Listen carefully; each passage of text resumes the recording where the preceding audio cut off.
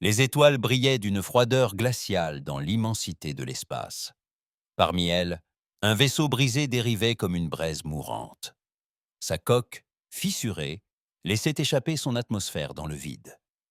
À l'intérieur, les derniers survivants d'une civilisation ancienne se blottissaient nets les uns contre les autres, leur corps cristallin s'assombrissant à chaque heure qui passait. L'ancienne Chavora se tenait au centre du refuge. Son corps, jadis resplendissant d'une lumière intérieure, ne brillait plus que faiblement. Autour d'elle, 300 voiles murmurèrent des couleurs et des vibrations inaudibles pour les humains. Ils parlaient bas de peur. Ils parlaient de la fin. Le voile faisait partie du Concordat galactique depuis 2000 ans. Ils avaient partagé leur savoir sans hésiter, contribué à l'édification des grandes stations reliant la galaxie et offert leur amitié à tous ceux qui la sollicitaient. Mais lorsque le domaine Katarn débarqua avec ses vaisseaux de guerre et sa soif de conquête, tout bascula.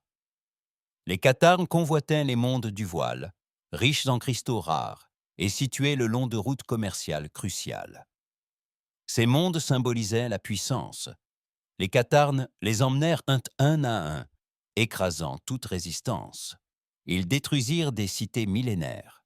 Ils réduisirent en miettes les grands jardins de lumière, où les enfants du voile apprenaient à chanter en couleurs. Shivora avait plaidé devant le Conseil galactique. Elle leur avait montré des images de la destruction, avait partagé les cris de son peuple mourant. Les membres du Conseil avaient détourné le regard. Certains semblaient mal à l'aise, la plupart paraissaient ennuyés. « Nous ne pouvons pas intervenir », avait déclaré le chef du Conseil. « Les Katarn contrôlent les ressources dont nous avons besoin. Une guerre nuirait au commerce. Votre peuple doit trouver sa propre solution. » Traduction. Vous n'en valez pas la peine. Alors le voile prit la fuite. Des vaisseaux remplis de réfugiés se dispersèrent à travers la galaxie, en quête d'un abri. Mais chaque monde qu'ils approchaient les repoussait.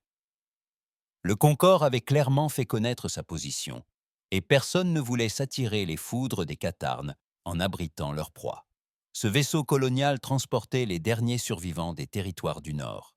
Ils voyageaient depuis 3 mois, leurs provisions presque épuisées. Les moteurs du vaisseau étaient tombés en panne 2 semaines auparavant. À présent, ils dérivaient dans l'espace neutre, lançant des signaux de détresse restés sans réponse. Chavora sentit sa lumière s'éteindre. Bientôt, elle s'éteindrait. Bientôt, tous s'éteindraient. Peut-être valait-il mieux ainsi. Au moins, ils mourraient libres et non dans des camps d'esclaves cathares. Une jeune voile nommée Créa s'approcha d'elle, vibrante d'un espoir désespéré. « Ancienne, un vaisseau approche. Il répond à notre balise. » La lumière de Chavora faiblit encore. « Cathare est... non, ancienne. » La signature est étrange. Je n'ai jamais vu cette configuration. Dans l'immensité obscure, une forme émergea d'un voyage supraluminique. Le vaisseau était plus petit qu'un cuirassé Katarn, mais se déplaçait avec détermination. Ses marquages de coque étaient dans une langue que Chavora ne reconnaissait pas. Sous les symboles peints en lettres blanches et grasses figurait un nom, Aube défiante. À bord du vaisseau humain, la capitaine Elena Vasquez, sur la passerelle, scrutait le vaisseau Valith sur ses écrans. C'était une femme de 45 ans, les cheveux noirs tirés en arrière et le regard marqué par la souffrance. Autour d'elle, son équipage s'affairait à ses postes, visiblement en manque d'entraînement. « Des signes de vie ?» demanda-t-elle. « Faibles, mais présents », répondit son officier scientifique. Environ 300 individus. Leur biologie révèle une structure hybride de carbone et de silicium à base cristalline. Je n'ai jamais rien vu de tel. L'intégrité du capitaine Hall est critique. Il leur reste peut-être 6 heures d'atmosphère, voire moins. Vasquez a pris sa décision en quelques secondes. Préparer les procédures d'amarrage. Des équipes médicales à la B3. Et il faut absolument qu'on découvre qui sont ces gens et pourquoi ils meurent ici. Son second, le commandant Okoye, s'approcha. « Capitaine, nous devons rejoindre le convoi de ravitaillement dans 4 heures. Si nous devons dévier, nous dévierons, » répondit Vasquez. Depuis quand les humains ignorent-ils les appels de détresse? Okoye acquiesça, un léger sourire aux lèvres. Jamais, capitaine. J'informerai le convoi. Alors que l'aube, déterminé, manœuvrait le long du vaisseau Veilis agonisant, l'officier de transmission leva la main. Capitaine, je reçois un message du Concorde, au commandement central. Il nous ordonne de maintenir le cap et d'ignorer le signal de détresse. Ils disent que les réfugiés sont un problème politique. Vasquez sentit un froid glacial l'envahir. Ils veulent qu'on les laisse mourir. L'ordre est très clair, madame. Un long silence régna sur la passerelle. Tous les regards se tournèrent vers le capitaine. Vasquez repensa à ses ordres, à sa carrière, à la hiérarchie qu'elle avait suivie pendant 23 ans. Puis elle pensa aux 300 personnes qui mouraient sur ce navire. Des personnes qui n'avaient rien fait de mal, si ce n'est perdre une guerre. « Enregistrez ma réponse », dit-elle doucement. Le message indiquait « Defiant Dawn répond à un appel de détresse conformément au protocole d'urgence de la coalition Terre-Unie. Nous n'abandonnons personne à une mort certaine dans l'espace. Vasquez, terminé. » Elle se tourna vers son équipage. « Amarrez-nous immédiatement. » La procédure d'amarrage dura 15 précieuses minutes. Une fois les sas enfin connectés, Vasquez prit la tête de l'équipe d'embarquement. Elle devait voir ces réfugiés de ses propres yeux. Le vaisseau du voile était froid et sombre. L'éclairage de secours projetait de longues ombres. Tandis que l'équipe de Vasquez progressait dans les couloirs, elle découvrit les réfugiés blottis dans ce qui semblait être une salle centrale. Vasquez avait vu de nombreuses espèces extraterrestres au cours de sa carrière, mais celles du voile la laissèrent sans voix. Leur forme était vaguement humanoïde, mais elles étaient entièrement composées de cristal qui réfractaient la lumière en arc-en-ciel. Chacune d'elles brillait de l'intérieur, faiblement désormais, comme des étoiles mourantes. L'aîné s'approcha lentement. Shiovora regarda cette femme en uniforme militaire et ressentit quelque chose qu'elle n'avait pas éprouvé depuis des mois. L'espoir. Par l'intermédiaire d'interprètes, la voix de Chavor parvint, mélodieuse et ancestrale. « Vous avez répondu à notre appel. » « Pourquoi ? Le Concorde avait dit que personne ne viendrait. » Vasquez croisa le regard de l'aîné et prononça des mots qui résonneraient à travers la galaxie. « Nous avons entendu votre appel. L'humanité répond toujours. » Elle tendit la main. Après un instant d'hésitation, Shiovora la prit. Le cristal effleura la chair et une connexion se créa, une connexion qui allait tout changer. La station centrale du Concorde était suspendue dans l'espace, telle une immense roue d'1 kilomètre de diamètre. Des vaisseaux de 47 espèces différentes étaient amarrés à ces rayons. Dans sa salle du conseil, des décisions étaient prises qui affectaient des milliards de vies sur des centaines de mondes. L'ambassadeur Lu Chen arpentait ces couloirs étincelants d'un pas assuré, malgré son cœur qui battait la chamade. À 58 ans, les cheveux blonds et l'air digne, il se sentait pourtant comme un jeune homme sur le point de se lancer dans un combat perdu d'avance. Derrière lui, l'ancienne Chavor se déplaçait silencieusement, sa forme cristalline attirant les pas de chaque extraterrestre qui passait. 2 semaines s'étaient écoulées depuis que l'aube rebelle avait secouru les réfugiés du voile. Ces 2 semaines avaient été d'une intensité folle. Le gouvernement terrien avait débattu, argumenté, et finalement pris une décision que beaucoup qualifiaient d'insensée. Lou était maintenant là pour annoncer cette décision à la galaxie. La salle du conseil était une vaste pièce circulaire. Les représentants des 47 espèces étaient assis dans des gradins disposés comme dans un amphithéâtre. Au centre se dressait une estrade où Leu attendait. Au-dessus de lui, des écrans holographiques diffusaient son visage aux 4 coins de la galaxie. Le chef du conseil, un grand insectoïde nommé Zixar, claqua des mandibules avec impatience. « Ambassadeur Lou, vous avez demandé cette session d'urgence. Le conseil vous écoute. » Leu prit une inspiration et commença. « Il y a 2 semaines, un vaisseau humain a rencontré des réfugiés Veilite en espace neutre. Ils étaient mourants. Nous les avons sauvés. » « Sans autorisation, » l'interrompit Zixtar. « Vous avez violé les protocoles de neutralité. nous avons sauvé des vies, répéta-le d'une voix ferme. 300 vies qui auraient péri dans le froid et l'obscurité. Et ce faisant, nous avons découvert quelque chose de troublant. Il fit un geste et des images holographiques apparurent au-dessus de l'estrade. Des villes détruites, des mondes en flammes, des corps cristallisés et brisés. Le Dominion Katarn a tué 12 milliards d'êtres humains ces 18 derniers mois. 12 milliards. Et ce conseil, cette assemblée galactique qui prétend représenter la civilisation elle-même, n'a rien fait. Des murmures parcoururent la salle. Certains représentants semblaient mal à l'aise, d'autres furieux. Un délégué de l'unité Sorville se leva. La situation des Katarn est complexe. Ils contrôlent 70% des mines de trilithium des secteurs orientaux.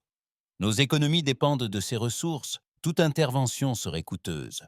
Alors, vous laissez une espèce entière périr pour des raisons économiques? La voix de Lou était tranchante. Le concordant est-il devenu cela?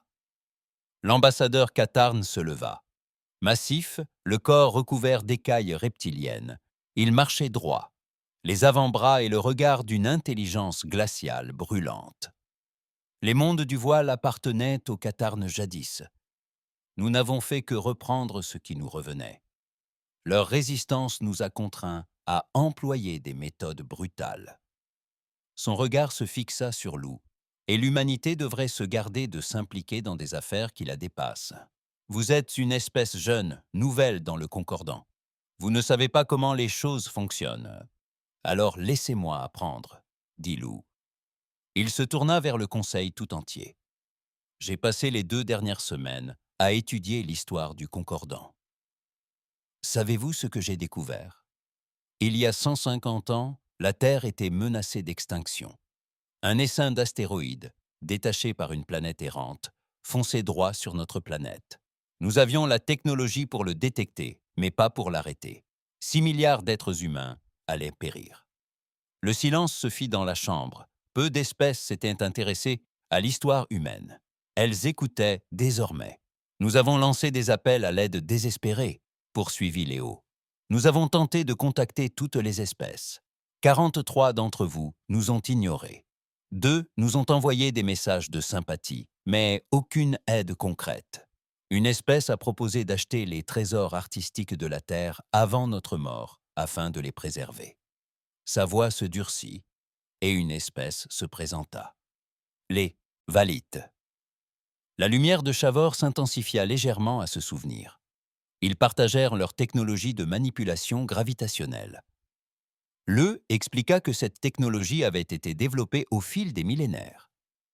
Ils nous ont appris à construire les câbles gravitationnels qui ont permis de placer ces astéroïdes sur des orbites sûres. 6 milliards d'êtres humains sont en vie aujourd'hui grâce aux Veilites qui nous ont aidés quand personne d'autre ne le faisait. Il laissa ses paroles résonner, observant les visages dans la salle. Alors, quand on nous demande pourquoi l'humanité s'implique, pourquoi nous risquons notre position au sein de la coalition pour une cause perdue, la réponse est simple. Nous n'oublions pas nos amis. La colère se lisait sur le visage de l'ambassadeur Qatar. Votre sentimentalité est notée, mais la sentimentalité ne gagne pas les guerres. Si l'humanité abrite des réfugiés voilés, vous devenez nos ennemis. Êtes-vous prêt à en assumer les conséquences? Il fixait son regard avec insistance. Je suis autorisé par la coalition de la Terre unie à faire l'annonce suivante. À compter d'aujourd'hui, l'humanité offre officiellement l'asile à tous les réfugiés du voile. Quiconque parviendra à rejoindre la Terre où nos mondes colonisés sera accueilli et protégé. Des murmures d'étonnement parcoururent la salle. Les yeux de l'ambassadeur Katarn s'écarquillèrent. De plus, poursuivit Lou d'une voix forte, nous nous engageons à apporter un soutien militaire pour défendre les mondes colonisés par Veilite dans la nébuleuse de Corvon. Nous ne resterons pas les bras croisés face à ce génocide. Vous déclarez la guerre au domaine Katarn. Zixtar se leva, son corps insectoïde tremblant. Êtes-vous fou? Votre flotte compte 34 vaisseaux de combat. Les Katarns commandent 200 cuirassés et 4 fois plus de vaisseaux de soutien. Vous serez anéantis. C'est possible, admit Lou. Mais nous le ferons en défendant ce qui est juste. Pouvez-vous en dire autant? La salle s'embrasa. Les délégués s'invectivèrent dans des dizaines de langues. Certains traitèrent Loup d'imbécile. D'autres semblaient pensifs, voire honteux. L'ambassadeur Qatar parlait d'une voix urgente dans un communicateur, sans doute pour faire son rapport à ses supérieurs. Lou restait imperturbable au cœur de la tempête. À ses côtés, Shiovora scintillait de couleurs que l'interprète interpréta comme des mots. « Tu n'aurais pas dû faire ça. Ton peuple va souffrir. »« Peut-être, » murmura Léo.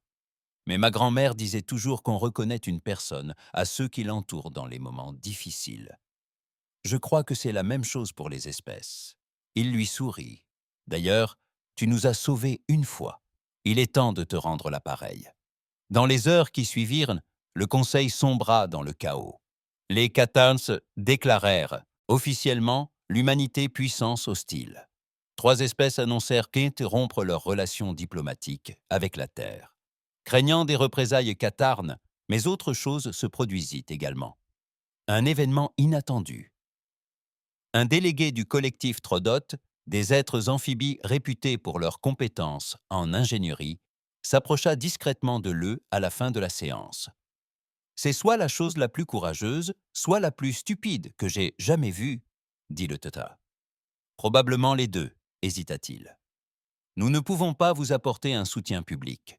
Mais si certains drones de réparation et des pièces détachées venaient à disparaître de nos dépôts de ravitaillement près de l'espace habité, eh bien, nous avons parfois des problèmes de vol. » Le compris. « Merci. Ne me remerciez pas. Essayez simplement de ne pas être complètement anéanti là-bas.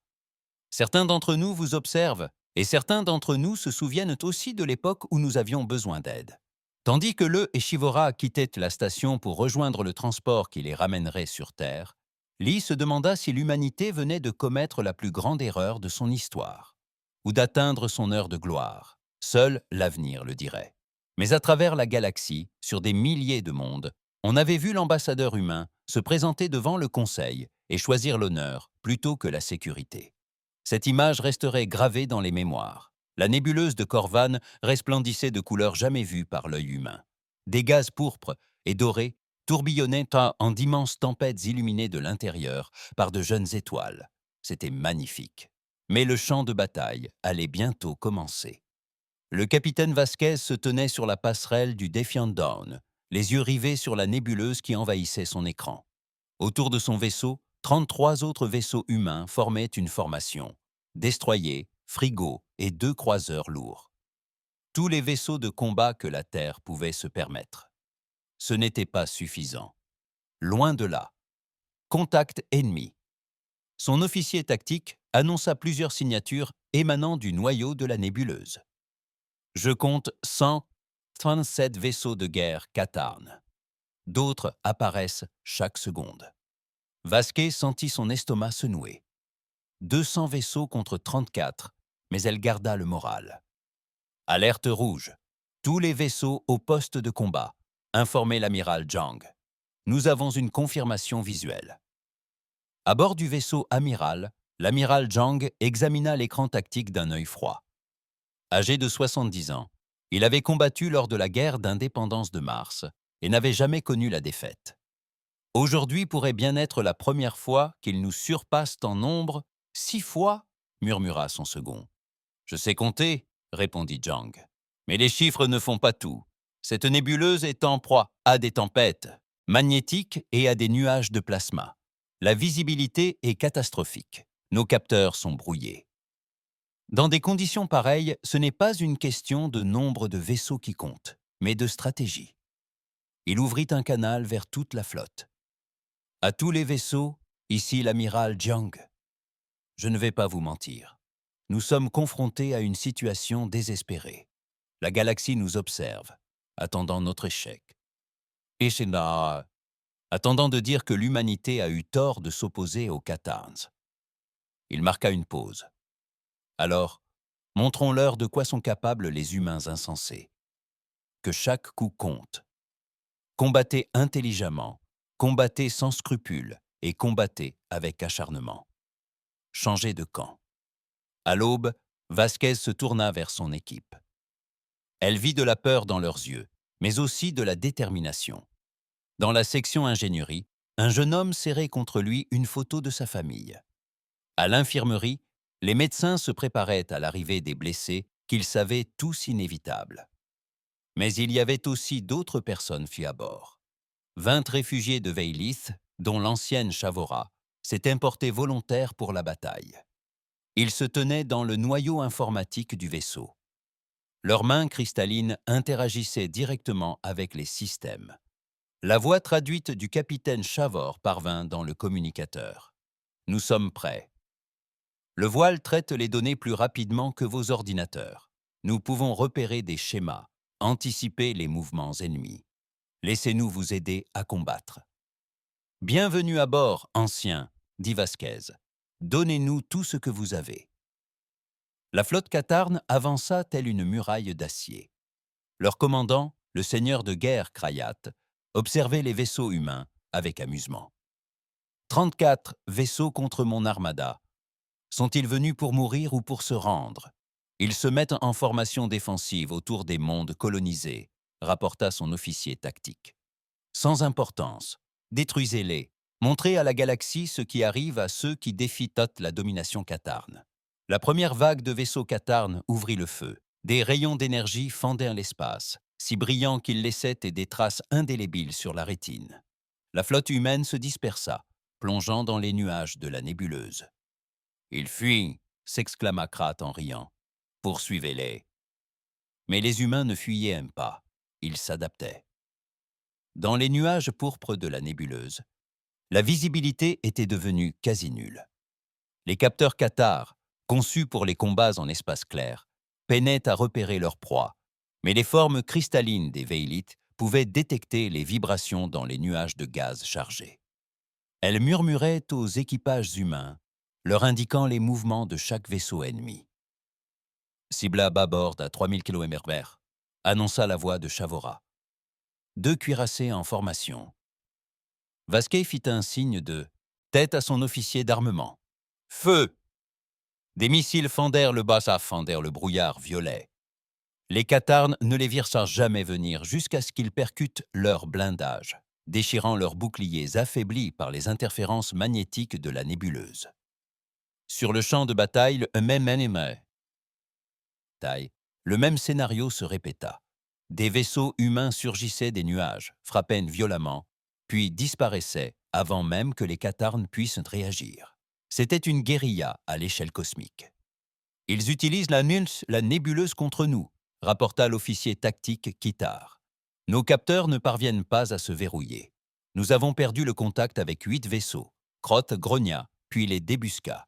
Tirez des torpilles à plasmassa et sorpis à plasma dans les nuages. Réduisez leurs cachettes en cendres. » Le Catarne lança des centaines de torpilles dans la nébuleuse.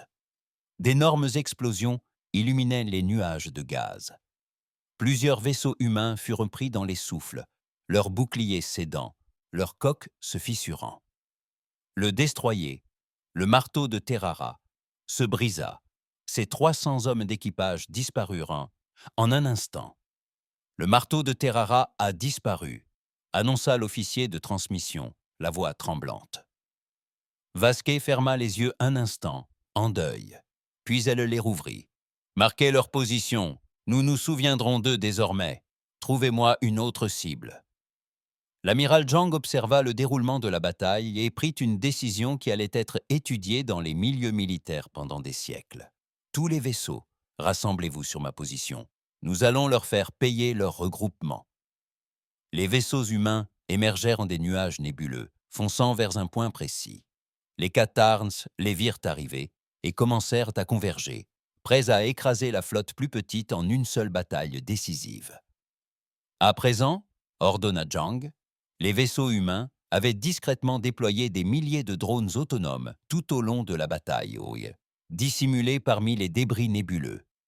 Ces drones s'activèrent, formant un immense réseau électromagnétique entre les vaisseaux humains et les débris nébuleux. Des flottes approchent. « Qu'est-ce que c'est » demanda Krat. Sa réponse fut un déluge de feu. La technologie du voile, qui avait jadis sauvé la Terre des astéroïdes, pouvait manipuler la gravité. Modifiée et militarisée, elle pouvait créer un puits de gravité, un entonnoir au sein même de l'espace. Combiné au champ électromagnétique du drone, il créa un couloir qui attira irrésistiblement les vaisseaux Cath vers l'avant. En plein cœur d'une tempête de plasma, celle-ci se développait dans la nébuleuse depuis des semaines. Un phénomène naturel d'une puissance incroyable. Désormais, le puits de gravité dirigeait le vaisseau de 40 Teschen droit vers son centre. Le plasma brûlait à des températures si élevées qu'il aurait pu faire fondre l'acier en quelques secondes. Les boucliers saturent. Les cox se vaporisent. 40 cuirassés périssent dans un hurlement. Krith contemplait son écran tactique, incrédule. Il venait de perdre près d'un quart de sa flotte à cause d'une seule ruse humaine insensée. « Repliez-vous » ordonna-t-il. « Regroupez-vous hors de la nébuleuse. Nous nous regroupons et réévaluons la situation. » Mais les humains n'avaient pas dit leur dernier mot. Alors que la flotte catarne battait en retraite dans le désordre, des vaisseaux humains la harcelaient sans relâche. De petits vaisseaux rapides et agiles fonçaient sur elle, tirant des missiles sur ses moteurs et ses systèmes d'armement. L'aube défiante mena une escadre qui détruisit 5 autres vaisseaux ennemis avant qu'ils ne puissent s'échapper. À la fin de la première journée de combat, les 2 flottes se retirèrent pour panser leurs plaies. Les Catarnais avaient perdu 52 vaisseaux et des milliers de soldats. Les humains avaient perdu 12 vaisseaux, dont 2 croiseurs. 4000 humains avaient péri, mais la colonie Veilt tenait toujours debout dans l'infirmerie du Dawn, un vaisseau intrépide. Les médecins s'activaient sans relâche pour sauver les blessés. Dans le mess, les membres d'équipage, épuisés, prêtaient main forte en silence, trop fatigués pour même parler. Sur le pont, Vasquez fixait les rapports de victimes, ressentant le poids de chaque nom. L'aîné Chavor s'approcha d'elle discrètement. « Tu as tant sacrifié pour mon peuple. Comment pourrons-nous jamais te rendre cette dette ?» Vasquez regarda l'ancienne extraterrestre. « Tu l'as déjà fait? Tu as sauvé notre monde une fois? Maintenant, nous sauvons le tien. C'est ce que font les amis. » Elle esquissa un sourire fatigué. « D'ailleurs, ce n'est pas fini. Ils reviendront. Et la prochaine fois, ils seront préparés à nos ruses. Il nous faudra alors de nouvelles ruses, déclara Chavora, sa lumière vibrant de détermination. Exactement. Vasquez se redressa en roulant des épaules. Au travail. La nouvelle de la bataille se répandit à travers la galaxie comme une traînée de poudre. Sur des milliers de mondes, les habitants regardèrent les enregistrements avec incrédulité. Les humains avaient combattu le domaine Katarn et avaient survécu. Plus que survivants, ils avaient remporté la première bataille. Dans les cités sous-marines de Thranod Prime, les ingénieurs amphibies se réunirent dans leur salle du conseil. Des images défilaient sur des écrans géants. Des vaisseaux humains dansaient à travers la nébuleuse, employant des tactiques inattendues et combattant avec un courage qui semblait fou. « Ils le font vraiment », dit doucement le président Mora. « Ces fous tiennent bon, et ils meurent pour ça. » Un autre conseiller rajouta « 4000 victimes en une seule journée. Combien de temps pourront-ils supporter de telles pertes ?» Les branchies de Vela frémirent, pensives. Ce n'était pas la question. La question est, pouvons-nous rester les bras croisés pendant qu'ils se battent seuls? Elle marqua une pause. Vous souvenez-vous, il y a 30 ans, de la peste des ombres. Les Catarnes possédaient le remède et refusaient de le partager tant que nous ne leur accordions pas les droits d'exploitation minière sur notre lune. 5 millions de Thanos périrent avant que nous ne cédions à leurs exigences. Un silence pesant s'installa dans la salle. Chaque Trodote se souvenait de cette honte. « Je propose que nous envoyions plus que des drones de réparation cette fois-ci. » Bellora dit. « Je propose que nous envoyions des ingénieurs, des armes, du matériel médical, tout ce que nous pouvons nous permettre. En secret, bien sûr, mais nous l'envoyons. » Le vote fut unanime. À travers la galaxie, des conversations similaires se déroulaient sur les mondes ruches de Quella, dans les cités glacées de Corin, dans les communes désertiques de Sarèche. Des espèces qui avaient souffert de l'intimidation des Catarns, qui avaient vu l'humanité se battre, éprouvaient un sentiment qu'elles n'avaient plus ressenti depuis des années. L'espoir. La session d'urgence de la Concordance galactique était chaotique. Les délégués s'invectivaient dans une douzaine de langues. Certains exigeaient des sanctions contre l'humanité pour avoir déclenché une guerre. D'autres soutenaient que le génocide des Catarnes justifiait une intervention. L'ambassadeur Lou, au cœur de cette tourmente, était épuisé mais inébranlable. Il menait des batailles politiques depuis des semaines, tandis que son peuple livrait un véritable combat dans l'espace. L'ambassadeur Catarne frappa son pupitre de ses 4 poings. Le Concordat doit condamner l'agression de l'humanité. Ils ont violé les accords de neutralité. Ils ont attaqué des vaisseaux catars sans provocation. Ils doivent être punis, attaqués sans provocation. Le rire de Elle était amer. Vous étiez en train d'exterminer une espèce entière. Nous vous avons empêché de commettre un génocide. Si c'est ça l'agression, alors je suis fier d'être agressive. Avant que le Qatar ne puisse répondre, un événement inattendu se produisit. La déléguée de Kélis se leva, ses mandibules insectoïdes claquant frénétiquement. Je souhaite prendre la parole. Un silence se fit dans la salle.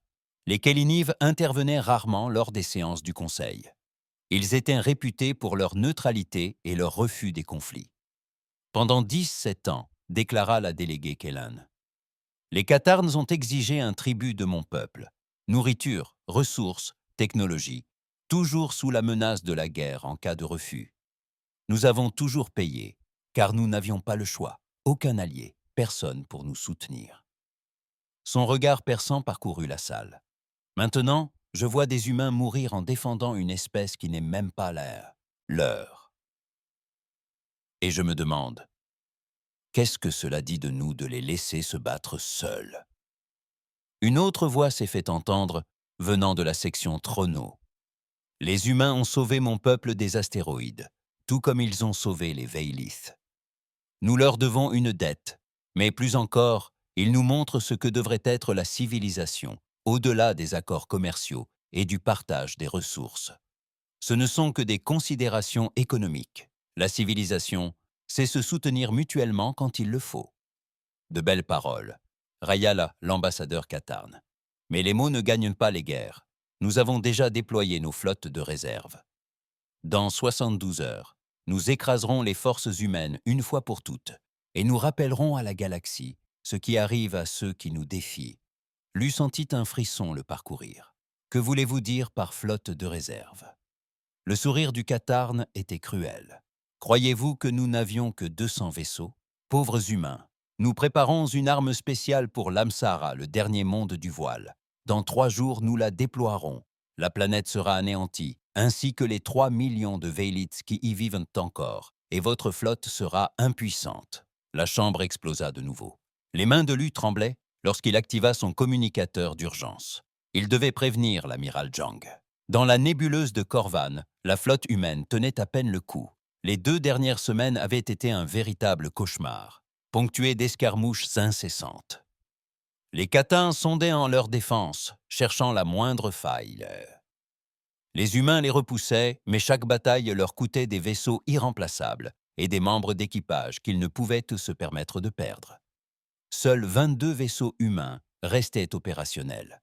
Les munitions commençaient à manquer. Les réserves médicales étaient presque épuisées. Les équipages ne dormaient que 4 heures par jour, mais ils n'avaient encore perdu aucun monde du voile. Lorsque le message de Le parvint, l'amiral Jang le lut 3 fois, espérant qu'il s'agissait d'un malentendu. Une arme destructrice de planètes dans 72 heures. Il convoqua une réunion d'urgence de tous les capitaines de vaisseaux. La salle de conférence holographique du vaisseau amiral se remplissait de visages fatigués. Ces hommes et ces femmes avaient pris des années en quelques semaines. Certains portaient des bandages, traces de leurs blessures. Tous portaient le poids du commandement dans des circonstances impossibles. Ils envoient une arme destructrice de planètes sur l'Umsara, déclara Jang sans préambule. Dans 3 jours, 3 millions d'habitants du voile périront si nous ne l'arrêtons pas. Le capitaine Vasquez se pencha en avant dans son hologramme. De quel type d'arme s'agit-il? Les renseignements indiquent qu'il s'agit d'un dispositif à implosion, gravitationnel. Il provoque l'effondrement du noyau d'une planète, la détruisant de l'intérieur. Une fois activé, il est imparable. Mais son déploiement nécessite une station de commandement en orbite autour de la planète cible. Nous détruisons donc la station avant qu'ils ne puissent le déployer, déclara un autre capitaine. La station est protégée par 80 vaisseaux de guerre Katarns flambant neufs, répondit Zhang. Notre flotte est réduite à 22 vaisseaux opérationnels. Nous sommes en infériorité numérique de 4 contre 1. Nos hommes sont épuisés et nos munitions sont presque épuisées. Un silence pesant s'installa dans la salle de conférence. Tous comprenaient ce que Zhang ne disait pas. C'était une mission suicide. La Terre envoie des renforts, poursuivit John. Mais ils n'arriveront pas avant 3 semaines. Nous sommes seuls. Alors nous y allons quand même, dit Vasquez d'une voix calme. Quel choix avons-nous? Nous sommes venus ici pour sauver Veilith. Si nous battons en retraite maintenant, nous condamnons 3 millions de personnes à nos mort. Tout ce pourquoi nous nous sommes battus, tous ceux que nous avons perdus, tout cela ne signifie rien si nous abandonnons maintenant.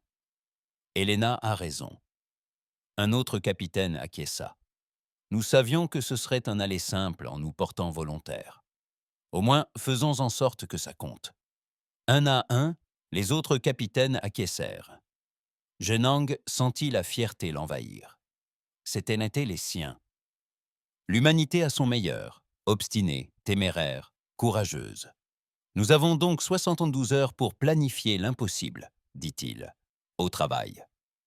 À bord du Defiant Dawn, l'ancienne Chavor trouva le capitaine Vasquez dans ses quartiers, le regard perdu sur les photos de l'équipage disparu. La lumière des anciens Veilith pulsait de tristesse. « Vous comptez attaquer cette station, n'est-ce pas » demanda Shora. « Oui, vous allez mourir, tous. Mon peuple ne mérite pas un tel sacrifice. » Vasquez se tourna vers elle. « Ce n'est pas à vous de décider, aîné. C'est notre décision, et nous l'avons prise. » Elle prit une des photos montrant le jeune Hanson, mort lors de la première bataille. « Ce gamin avait 22 ans. Il est mort en défendant votre peuple. Vous croyez que je vais laisser son sacrifice être vain? Croyez-vous que l'un d'entre nous le fera? Pourquoi ?» La voix de Chavora était emplie d'angoisse. « Pourquoi votre espèce ferait-elle cela? Nous ne sommes rien pour vous, juste des extraterrestres que vous connaissez à peine. Vous avez sauvé notre monde, » dit simplement Vasquez. « Vous nous avez donné la technologie pour survivre quand tous les autres nous ont abandonnés. Peut-être que c'est suffisant, ou peut-être... » Elle marqua une pause, cherchant ses mots. Peut-être que les humains sont tout simplement trop stupides pour savoir s'arrêter. Peut-être ne savons-nous pas abandonner ceux qui ont besoin d'aide. Quoi qu'il en soit, nous irons jusqu'au bout. À travers le hublot, la nébuleuse tourbillonnait de couleurs. Quelque part dans cet immense nuage, les Katarns préparaient leur coup final. Et quelque part dans l'obscurité, 22 vaisseaux humains se préparaient à accomplir l'impossible. Le temps était compté. L'attaque commença à l'aube, bien que dans l'espace, cette notion n'existe pas. L'amiral Zhang choisit simplement le moment où les Katarns s'y attendraient le moins. Lors de la relève, alors que les équipages étaient nés fatigués et que leur attention se relâchait, 22 vaisseaux humains, propulsés à une vitesse supraluminique, foncèrent directement dans la formation Katarn. Toutes les armes firent feu, pensez-vous, simultanément. Les 3 premiers vaisseaux Kath explosèrent avant même de réaliser qu'ils étaient attaqués. « Tous les vaisseaux, exécutez le schéma Oméga », ordonna Zhang. « Chaque tir compte. » La flotte humaine se divisa en 3 groupes, chacun plongeant dans une direction différente. Les Katarns se précipitèrent pour Sanheim pour réagir, leur formation se brisant alors qu'ils tentaient de suivre plusieurs menaces à la fois. Mais même la surprise ne put venir à bout du nombre. 80 vaisseaux de guerre Katarn se mirent à encercler les vaisseaux humains. Des rayons d'énergie fendaient l'espace. Des missiles emplissaient le vide comme des étoiles mortelles. Le destroyer, le Sprite de Pékin, encaissa 3 impacts directs. Ses boucliers s'effondrèrent. L'atmosphère s'échappa par une douzaine de brèches dans la coque. Mais même en mourant, son équipage continua de tirer, détruisant 2 autres navires Qatarnes, avant que le Beijing n'explose dans une boule de feu. Le Beijing est détruit, rapporta l'officier de transmission, la voix brisée. Marchez, dit Zhang. Continuez le combat. Puis, un événement inattendu se produisit. De nouveaux contacts apparurent sur les capteurs. Des vaisseaux surgissaient à une vitesse supraluminique, émergeant des nuages nébuleux. 15 vaisseaux aux signatures inconnues. Identifiez ces vaisseaux, exigea Zhang. Monsieur, je lis leurs plans. Des Ankelin et des Corvani. Ce ne sont pas des vaisseaux officiels de Concorde. On dirait des vaisseaux de volontaires, des vaisseaux privés. Un des nouveaux arrivants ouvrit un canal. La voix fut traduite à partir de son amphibie. Flotte humaine. Ici le capitaine Velketh du vaisseau Throd Rolling Tide.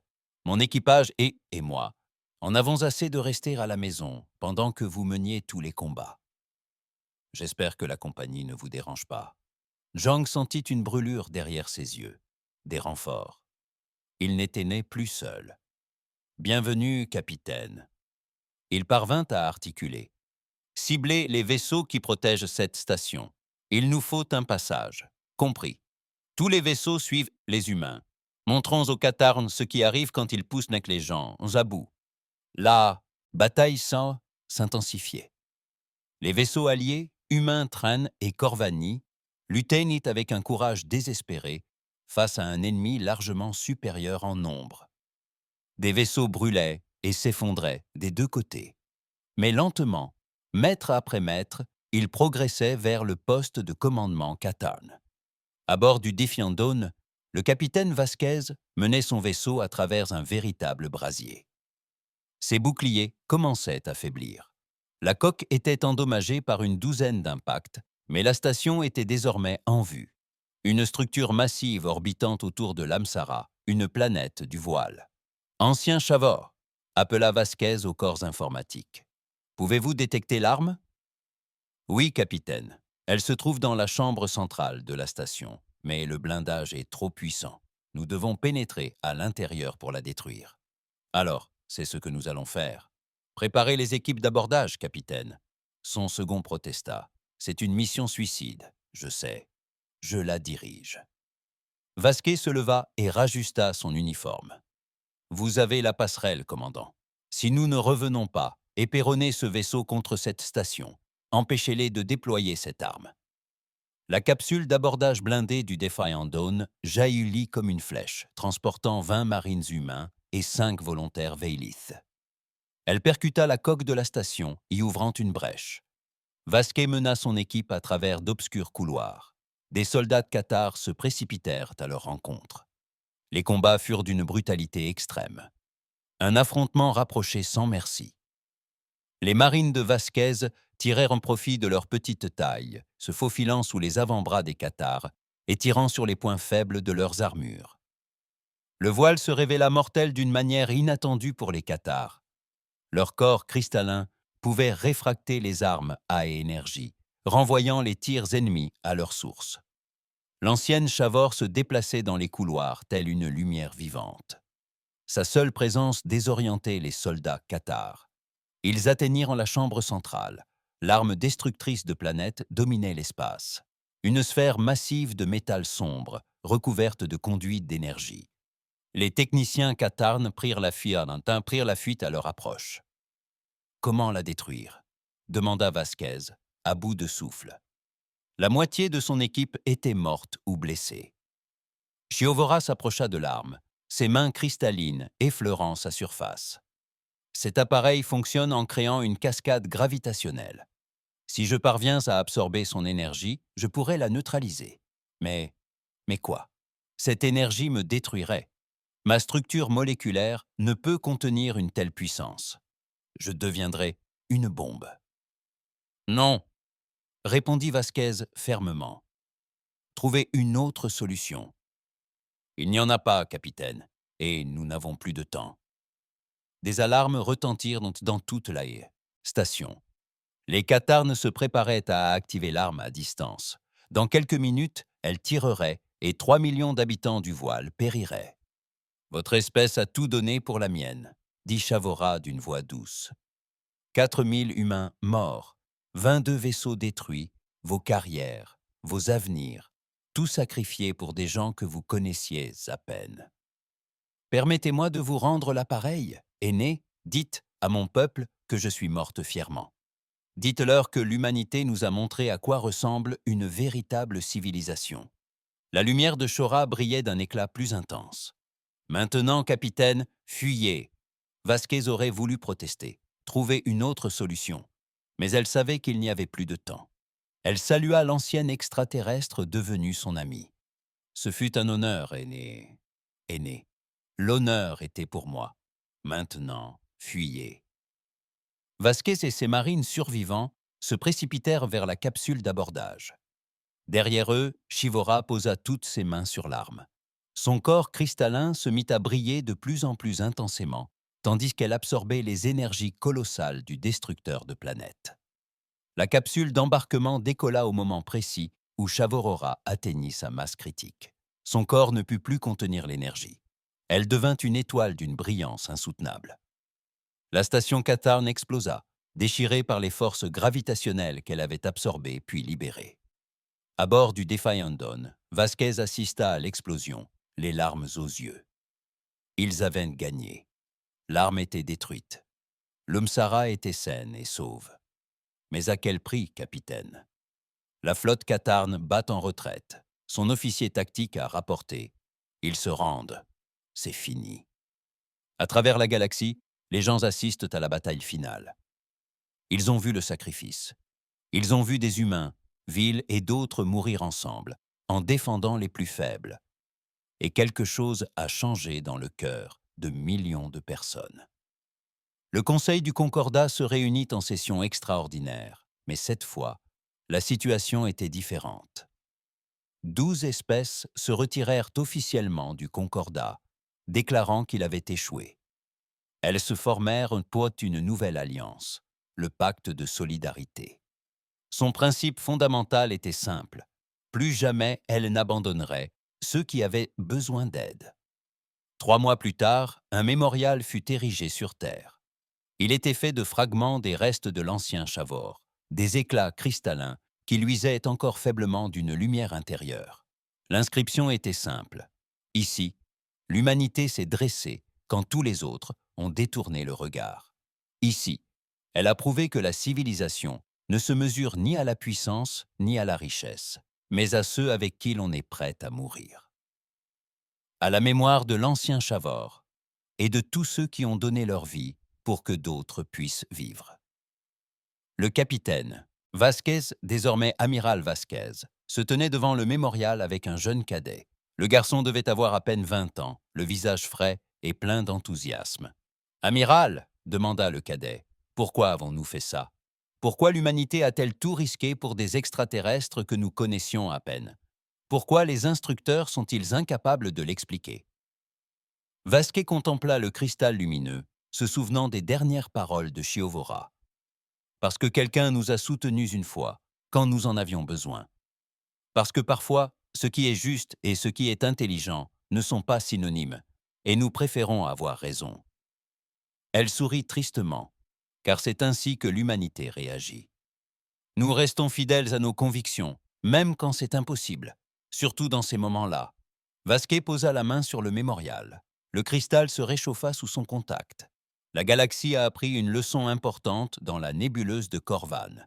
Elle a appris que le plus grand danger de l'univers n'est ni le prédateur le plus puissant, ni la flotte la plus imposante.